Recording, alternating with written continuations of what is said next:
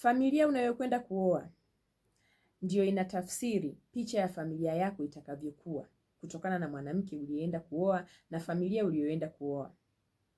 Wanasema mwanamke hatakutendea wewe kama baba yake anavyomtendea yeye, lakini atakutendea wewe kama anavyojifunza kutoka kwa mama yake, namna mama yake anavyomtendea baba yake.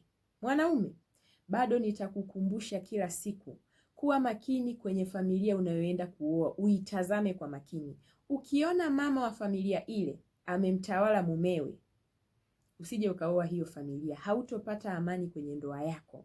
Kwa sababu mwanamke ndiyo msingi wa maisha ya ndoa, na mwanamke anajifunza tabia kutoka kwa mama yake. Kwa hiyo kama yeye ni mtu ambaye ameshamuona mama yake akiwa anamtawala baba yake, na yeye ndivyo atakavyokuwa kwako, hutofurahia maisha ya ndoa kwa kwenda kumuoa mwanamke ambaye mama yake amemtawala baba yake, kwa sababu mwanamke huko ndio anakojifunza tabia.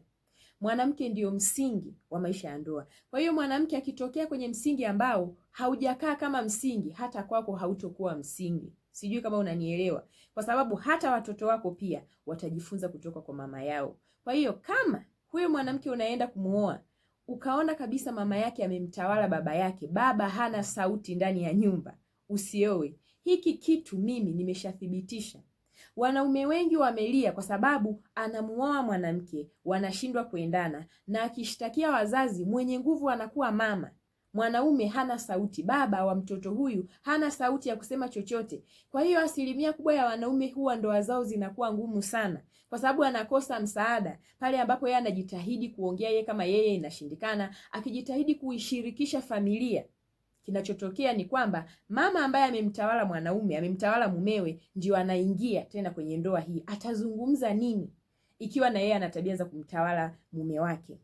Kwa hiyo mimi nakwambia, popote utakapoona mama wa familia amemshika masikio mumewe, sio familia ya kuoa, utashikwa masikio na huyo mwanamke.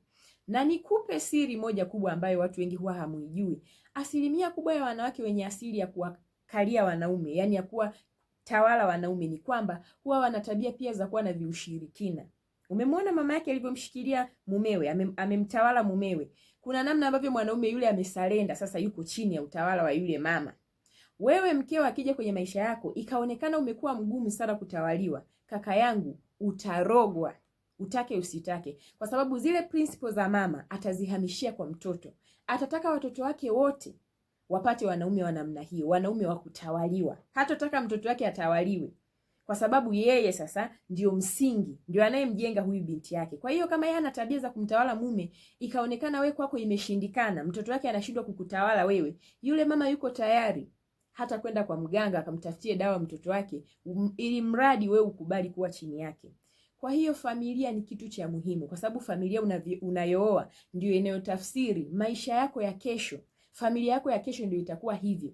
Familia yoyote ambayo baba hana sauti sio ya kuoa, kwa sababu hata siku utakapopitia changamoto kwenye maisha yenu ya ndoa, hutoweza kushirikisha familia yake na ukasaidika, kwa sababu ile familia tayari mama ndio anayeitawala. Utatamani baba aseme lolote, lakini baba ndio hawezi kusema lolote. Baba mwenyewe ndio hivyo, alishatekwa, amewekwa chini, anatawaliwa na mwanamke. Kwa hiyo hata wewe hautaweza kujitetea wala hautaweza kusaidika kutoka kwenye familia namna hiyo.